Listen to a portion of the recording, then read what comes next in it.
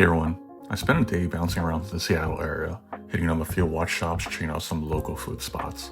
The plan was to grab lunch at Kobuta and Ookami in Redmond, swinging by Alderwood Mall, Bridge in Lynnwood, stopping by for a quick snack at a dessert cafe, then give Seattle Bend Bridge a second chance before wrapping up my day with dinner at Asadero's, a Mexican steakhouse in Kent.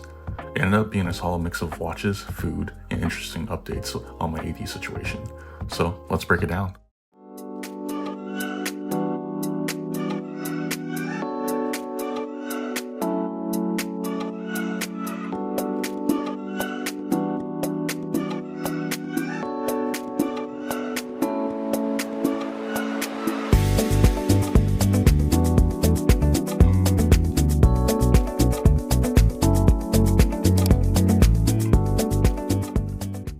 If you enjoy watch hunting, AD stories, and occasion food detours, make sure you like this video and subscribe for more content like this.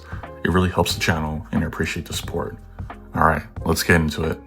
Alright, first stop was Kobuta and Ookami in Redmond for some brunch. If you've ever been into traditional katsu spots in Japan, this place has a similar vibe, which I really appreciate. They bring out a small ball of sesame seeds for you to grind yourself, which you then could mix a tonkatsu sauce in. It's a small but thoughtful touch that makes the whole experience feel a bit more interactive and authentic.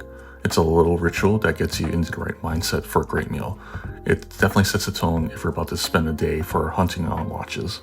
For my main dish, I went with the Iberico pork katsu, which is a premium cut known for its rich flavor and tender texture. The katsu itself did not disappoint. The meat practically melted in your mouth with that perfectly balance of juicy, well-marbled pork and crispy golden breading. The cutlet were fried to perfection with just the right amount of crunch on the outside and juicy flavor for centers. The meat had that distinct, slight nutty taste you could expect from Iberico, and it paired perfectly with that tangy tonkatsu sauce I mixed with my freshly grounded sesame seeds. The rice that came with the meal was outstanding, perfectly cooked with slightly sticky texture that pairs so well with the crispy katsu. It's a small detail, but it really elevates the whole experience, especially if you're a bit food snob like I am. They also serve it with a slide of freshly shredded cabbage, topped with a house-made dressing that adds a nice, refreshing crunch to balance out the richness of the pork. If you're in the area, this place is a must. It's the kind of meal that not only fills you up, but sets a tone for a long day of watch hunting.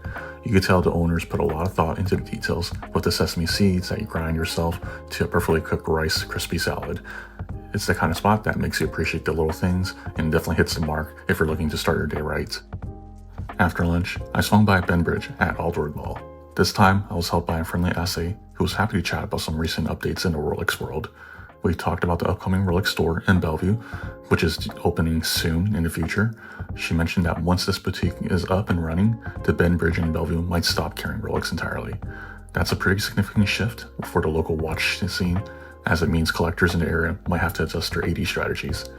Losing a major Rolex retailer like that could also change the dynamic for other nearby Bend Bridge locations, potentially increase competition for popular models. Unfortunately, there weren't any new pieces to try during my visit, but I did get a chance to check out the Rolex Datejust 41 with the mint green dial. It's one of those pieces that's been getting a lot of hype lately, and I can see why. The dial has a subtle yet striking shade of green that really pops under the boutique lighting. It's got that classic Datejust vibe with a modern twist that makes it feel a bit more unique. That said, I still prefer my blue dial Datejust 41. There's just something about that deep, rich blue that hits differently, especially when the light catches it just right. The essay also mentioned the new models released at Watches and Wonders 2025 won't be available until September. These boutiques can be a bit tight-lipped about what they're actually getting in, and we all know how unpredictable those shipment schedules can be. It'll be interesting to see how the inventory management plays out over the next few months, especially with the new Rolex store in Bellevue potentially changing the dynamics for the local collectors. She also gave me a bit of personal news about my old SA, who has helped me in the past but seemed to have disappeared. He originally helped me get the Tudor chronograph Panda back in 2022, but it turns out he no longer works for Bend Bridge and has moved forward into a food business. That definitely explains why I haven't heard from him in a while. It's a small world, but it feels nice to finally get some closure up on that front. It definitely shows how much these relationships could shift over time and why it's important to stay connected if you're serious about building a collection. With the AD stop wrapped up, I swung by Lumi Dessert Cafe in Lynnwood for a quick snack. I was craving something refreshing, so I went with the mango cheesecake bingsu, a popular Korean shave ice dessert. If you never had bingsu before, it's like a traditional shave ice, but with a much finer snow-like texture. The ice is finely shaved that practically melts in your mouth, creating that light, airy base for the toppings.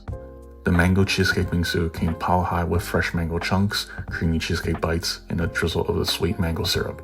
The contrast between the juicy tropical mango and the rich, slightly tangy cheesecake pieces was perfect. It's that classical mix of sweet and creamy with a bit of tanginess from the cheesecake to keep things interesting. It was the perfect way to reset before heading into the city for my final AD stop of the day, and a reminder that sometimes the best way to break up a watch hunt is a little indulgence. After refueling at Lumi Dessert Cafe, I made my way into the city to give Seattle Bend Bridge another chance. Some of my subscribers had suggested saying a fresh approach might yield a different experience, so I figured it was worth a shot. I had mixed results here in the past, but I wanted to see if giving another try would change my perspective. Plus, I know that building a strong AD relationships is still one of the best ways to get your name on the right list, and I want to see if that might still be possible at this location. When I walked in, I ended up chatting with one of the older sales associates, and it actually turned into a great experience. He was wearing a Samara No Date, a classic choice, and we briefly talked about my own experience picking up my Samara on the MSC Explorer 1. I mentioned how I was able to get mine on the cruise ship, and he seemed generally interested in how those allocations work. We chatted a bit about the differences between cruise ship boutiques inventories and traditional ADs. It felt like a real conversation between watch enthusiasts, not your typical sales pitch. It's a good reminder that sometimes these relationships take a little bit of patience, and that there are still sales associates out there who appreciate a true enthusiast. During our discussions on the Explorer 1, I mentioned I was looking for a GMT Master 2, and I was curious about the Bruce Wayne. So he brought out the Bruce Wayne for me to try on, which was a nice surprise. The black and gray bezels really pops in person, and it felt surprisingly balanced on the wrist.